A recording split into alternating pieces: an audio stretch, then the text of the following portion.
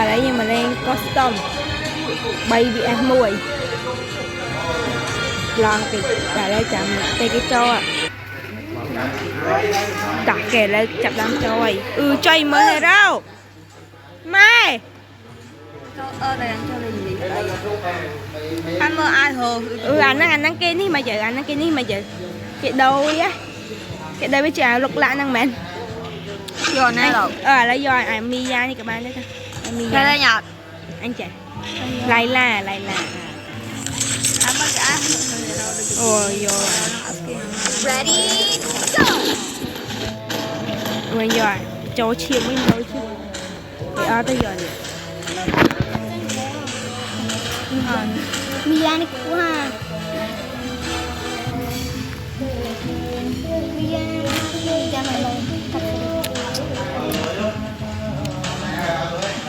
special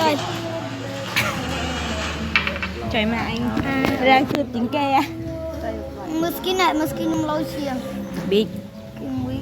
là cho Việt Nam Mày ơi đừng nghe cười sân đi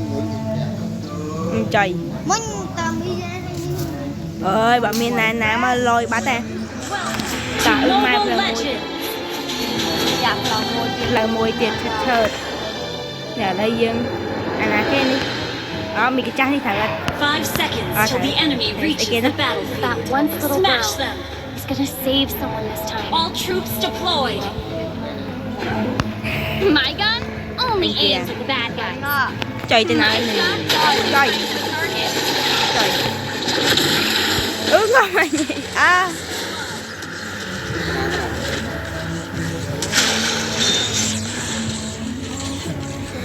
trời Tật làm đi lại tập đi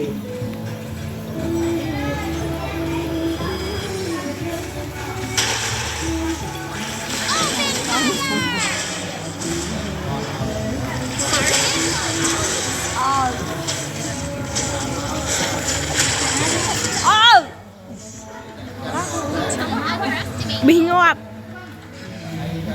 my god bị ngọt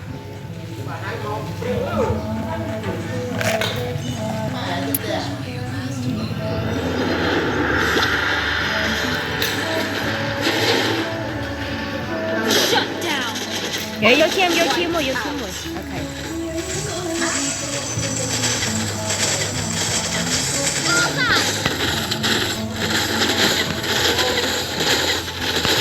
That one little girl is gonna save someone